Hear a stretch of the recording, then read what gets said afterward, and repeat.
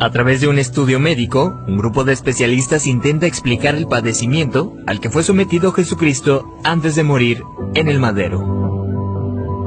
Castigo deshonroso que asignaban los romanos a los peores criminales y que Jesús aceptó como expiación para todos nosotros.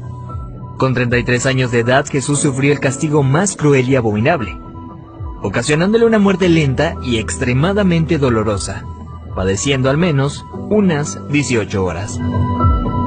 De acuerdo con el estudio, cuando Jesús suda sangre en el huerto de Getsemaní, descrito en el libro de Lucas 22:44, experimentó un suceso llamado hematidrosis, que normalmente se produce cuando hay un gran sufrimiento psicológico. En algunos casos, la ansiedad severa provoca la secreción de químicos que rompen los vasos capilares en las glándulas sudoríficas, emanando mezclas entre sudor y sangre.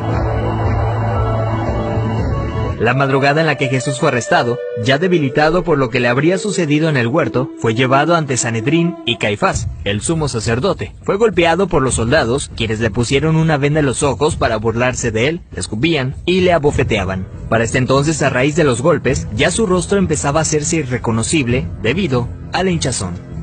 Los azotes que Cristo recibió de los romanos eran a causa de otro término terriblemente brutal. El látigo que utilizaban los soldados estaba compuesto por tiras de cuero trenzado con esferas de metal entretejidas. Cuando este impactaba contra la carne, provocaba severos moretones y contusiones, mismas que se abrían con los demás golpes. No contentos con esto, el artefacto con el que se flageló a Jesucristo también tenía pedazos de hueso afilado, provocando además cortadas profundas mientras lo golpeaban. De acuerdo con estudios realizados por historiadores forenses, con frecuencia, quienes eran flagelados con este tipo de látigos llegan a tener exposición de la espina dorsal debido al desgarramiento de la espalda, pues los golpes iban desde los hombros, pasando por la espalda y las piernas, hasta llegar a los muslos, produciendo que la carne del individuo cuelgue en forma de tiras. Mientras sucedía, en el interior de la persona, en este caso Jesucristo, se experimenta un dolor tan grande que debió llevarlo a una conmoción hipovolémica, es decir, que la persona a raíz de la gran pérdida de sangre sufre de taquicardia, pues el corazón acelera su ritmo intentando bombear una sangre que ya no existe, lo que a su vez conlleva una baja presión sanguínea, dando paso a la pérdida de la conciencia. Al mismo tiempo, los riñones dejan de producir orina para mantener el volumen restante. Las personas empiezan a sentir una sed intensa, como reacción del cuerpo para intentar reponer la sangre perdida. Para este entonces Jesús estaba tan débil que caminar debió ser extremadamente difícil. Aún así tuvo que cargar el pesado madero de aproximadamente 75 kilogramos hacia el lugar de su ejecución. Durante el trayecto nuestro Señor fue humillado, escupido, despreciado por la multitud hasta que se desplomó. Evento que sirvió para que un soldado romano le diera la orden a Simón que llevara el madero un tiempo por él.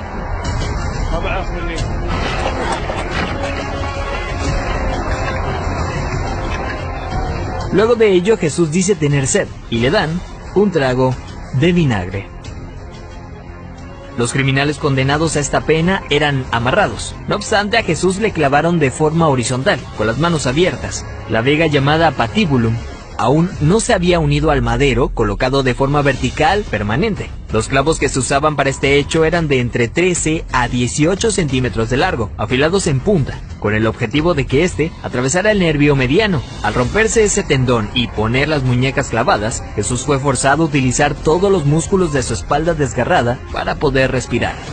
Ya colgado, casi sin poder respirar, al clavarle los pies en el madero, triturando los nervios de los pies, debió haber sufrido dislocación de los hombros, situación que se confirma en el Salmo 22:14, cuando dice: «Dislocados están todos mis huesos».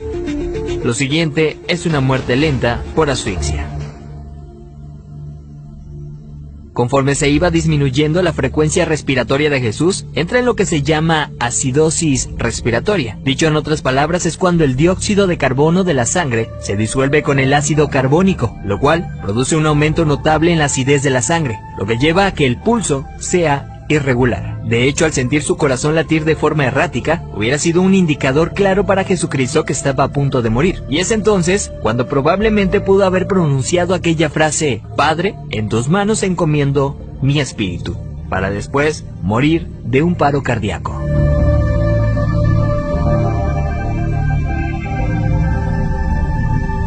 A diferencia de otros crucificados, los huesos de Jesús no fueron quebrados. Esto lo hacían para evitar que las personas que pasaban por esto subieran las piernas hacia arriba y con estas se ayudaran para poder respirar. Así, la muerte era rápida en cuestión de unos minutos. Sin embargo, Jesús no pasó por esto, y se sabe porque en registros romanos, hallados años después, soldados describen el hecho, confirmando lo que ya estaba predicho en el Antiguo Testamento acerca del Mesías, donde se menciona que ningún hueso será quebrado. Salmos 34:20. Según dichos registros, un soldado romano clavó en Jesús una lanza en el costado derecho para confirmar su deceso. La lanza penetró el corazón, por tanto cuando sacó la lanza, del orificio salió un fluido claro como el agua, seguido de un gran volumen de sangre, tal como lo describe el apóstol Juan en su Evangelio, testigo presencial de los hechos.